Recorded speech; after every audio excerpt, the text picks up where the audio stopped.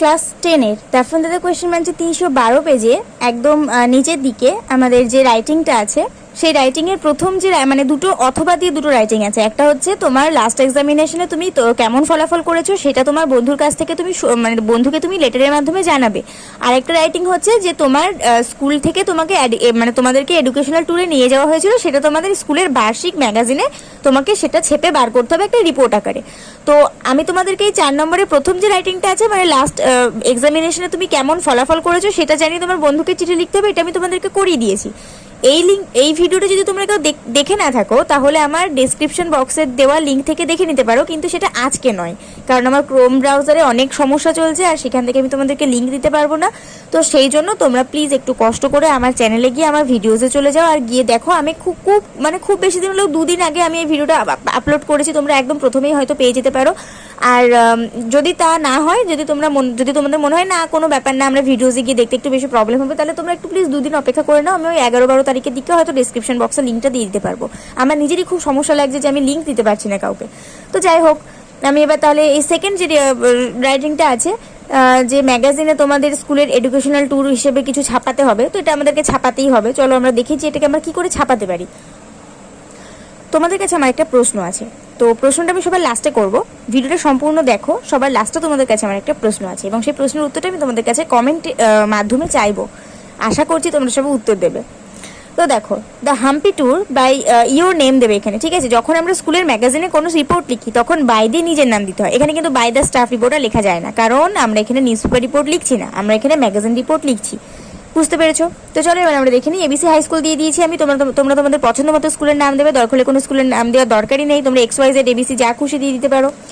An educational tour was organized by our school on the occasion of World Science Day, which come on 10th November each year. প্রত্যেক বছর 10ই নভেম্বরে যে world মানে বিশ্ব বিজ্ঞান দিবস হিসেবে যে দিনটা আসে, সেই দিনটাতে আমাদের স্কুল আমাদেরকে একটা এডুকেশনাল ট্যুরে নিয়ে গিয়েছিল। Our school took us to Hampi in Karnataka to show us many things related to science and discoveries. বিজ্ঞান এবং আবিষ্কার সংক্রান্ত অনেক কিছু দেখাতে আমাদের স্কুল নিয়ে গিয়েছিল কর্ণাটকের হাম্পিতে। এই জন্য কিন্তু আমি আমার এই রিপোর্টের নামটাতে হাম্পি ট্যুর দিয়েছি। তারপরে আওয়ার সায়েন্স টিচার দিয়ে এখানে টিচার্স নেম দেবে, মানে আওয়ার সায়েন্স টিচার বলে তোমাদের স্কুলে যে টিচারের নাম, সায়েন্সের যে টিচার আছে তার নাম দেবে। অথবা তুমি যদি কোনো স্কুলের নাম ইউজই না করে থাকো, একটা কাল্পনিক নাম বসিয়ে দেবে, মিস্টার সমীর সাহা, মিস্টার গগন সাহা, মিসেস সৌমিলি মিত্র, এরকম একটা যা খুশি নাম বসিয়ে দেবে, ঠিক আছে? মানে সেটা কোনো ম্যাটার করছে না, যে নামটা তোমার পছন্দ সেটাই বসিয়ে দেবে। Introduced us to many temples and architecture from the Vijayanagara empire. কত বড় ইংলিশ ওয়ার্ড দেখো, বিজয়নগরের এম্পায়ার। যাই হোক, তো এখানে আমি বললাম যে আমাদের বিজ্ঞানের যে টিচার আছেন তিনি আমাদেরকে অনেক পুরনো মন্দির এবং সেই মন্দিরের কারুকার্য সম্পর্কে আমাদেরকে পরিচিত করালেন এবং সেটা হয়েছে বিজয়নগরের এম্পায়ারে। I asked sir or madam, যদি তুমি এখানে টিচার্সের নাম ছেলে মানে একজন পুরুষের নাম দাও তাহলে এখানে তোমাকে স্যার লিখতে হবে, যদি এখানে একটু মহিলার নাম দাও তাহলে তোমাকে এখানে ম্যাডাম লিখতে হবে, ঠিক আছে?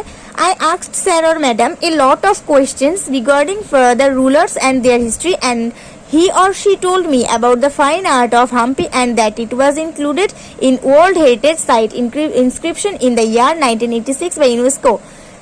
তো এখানে আমি এত বড় ইংলিশের মিনিংটা আমি বলি, সেটা হচ্ছে আমি তাদেরকে আগেকার দিনের শাসক এবং তাদের ইতিহাস সম্পর্কে অনেক প্রশ্ন করলাম তাকে, এবং তিনি আমাকে উত্তর দিলেন এই মানে এই হাম্পির যে মহান কারুকার্য সম্পর্কে এবং বিশ্বের যে একটা ঐতিহ্যর ব্যাপার, এইটা 1986 সালে যেটা ইউনেস্কো স্বীকার করেছে যে হাম্পি, কর্ণাটকের হাম্পি সত্যি একটা বিশ্বের ঐতিহ্যের ব্যাপার হয়ে দাঁড়িয়েছে। তিনি আমাকে এই সবগুলোর ব্যাপারে অনেক ইনফরমেশন দিলেন। Our tour started at 7 AM when we boarded from our school in a bus. আমরা বাসে করে 7টার সময় রওনা দিলাম আমাদের স্কুল থেকে, আমাদের টিম ট্যুর তখন স্টার্ট হলো। We reached hour destination in 2.4 hours, মানে 2.5 ঘন্টা মতন লেগেছিল। 2.5 ঘন্টা পর আমরা আমাদের গন্তব্যে পৌঁছলাম। অ্যান্ড এবার দেখো, তুমি এখানে তোমার লোকেশন থেকে তোমার কর্ণাটক যাওয়ার দূরত্ব না দিলেও হবে, তুমি একটা মোটামুটি দূরত্ব লিখে দাও, এক্সামিনার ওটার জন্য কিচ্ছু বলবে না। And enjoyed A lot in the bus. এবং আমরা বাসের মধ্যে অনেক এনজয় করেছিলাম। We searched about Hampi and try to learn places for easy recognition. আমরা হাম্পিটা খুঁজে বের করলাম এবং অনেক জায়গাগুলো আমরা সহজে খুঁজে পাওয়ার জন্য আমরা ঘোরাঘুরি করলাম। After site seeing and learning about the place, আমরা ওই জায়গাগুলো দেখার পর এবং ওই জায়গাগুলো সম্পর্কে জানার পর ফ্রম লোকাল পিপল, ওই সাধারণ মানুষজন মানে ওইখানকার স্থানীয় লোকজনদের কাছ থেকে এই সব জায়গাটা সম্পর্কে জানার পর অ্যান্ড টুরিস্ট গাইড মানে টুরিস্ট যিনি গাইড ছিলেন তার কাছ থেকে এবং স্থানীয় মানুষদের কাছ থেকে ওই জায়গাটা সম্পর্কে জানার পর এবং ওই দৃশ্যগুলো দেখার পর we all got tired and decided to eat. আমরা সকলেই ক্লান্ত হয়ে পড়লাম এবং খাওয়ার সিদ্ধান্ত নিলাম। এবার কোথাও গেলে খেতে তো হবেই, তাই না, যেহেতু আমাদের পেট আছে। In the afternoon, we were given lunch at 1 p.m. after which our school took us to an amusement park.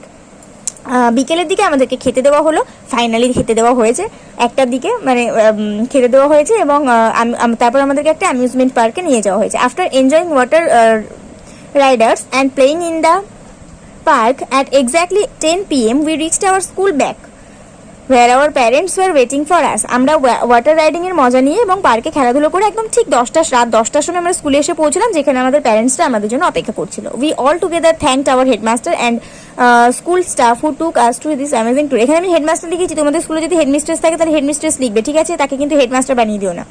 তো আমরা সকলে একসঙ্গে আমাদের স্কুলের প্রধান শিক্ষক বা শিক্ষক মহাশয় বা মহাশয়কে আমরা ধন্যবাদ জানালাম এবং আমাদের স্কুলে যে সমস্ত স্টাফরা ছিল তাদেরকেও আমরা এই অ্যামেজিং ট্যুরে নিয়ে যাওয়ার জন্য ধন্যবাদ জানালাম।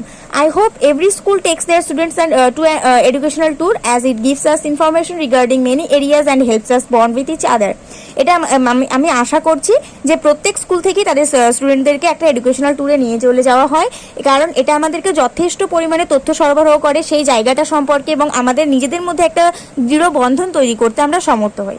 তো এটা হচ্ছে আমাদের রাইটিংটা, যেটা আমি তোমাদেরকে দেবো বলেছিলাম এবং ফাইনালি আজকে দিতে পেরেছি। তো এবার তোমাদের কাছে আমার প্রশ্নটা হচ্ছে, আমি যে রাইটিংয়েই বলো আর যাই বলো, আমি যে তোমাদেরকে পড়ানোর মাঝখানে এত বকবক করি, সেই বকবকটা তোমাদের কেমন লাগে টিচার হিসেবে? আমি কি তোমাদের সাথে খুব ফ্র্যাঙ্কলি মিশে তোমাদেরকে ভালোভাবে পড়াতে পারি, নাকি আমি খুব কঠিনভাবে পড়াই? সেটা আমাকে একটু কমেন্টে বলবে, ঠিক আছে? আর আজকে ভিডিওতে এই পর্যন্ত। পরের ভিডিওটাতে তোমাদের সাথে নতুন কিছু শেয়ার করে নেবো। ততক্ষণ পর্যন্ত সবাই এই ভিডিওটা ভালো করে দেখে নাও আর ভালো করে প্র্যাকটিস করে নাও। তো নেক্সট ভিডিওতে দেখা হবে। ততক্ষণ পর্যন্ত সবাই ভালো থাকো, সুস্থ থাকো। আর তো মন দিয়ে তো পড়াশোনা করতেই হবে, সেটা আমি না বললেও তোমাদেরকে করতে হবে, তাই না? তো নেক্সট ভিডিওতে দেখা হবে।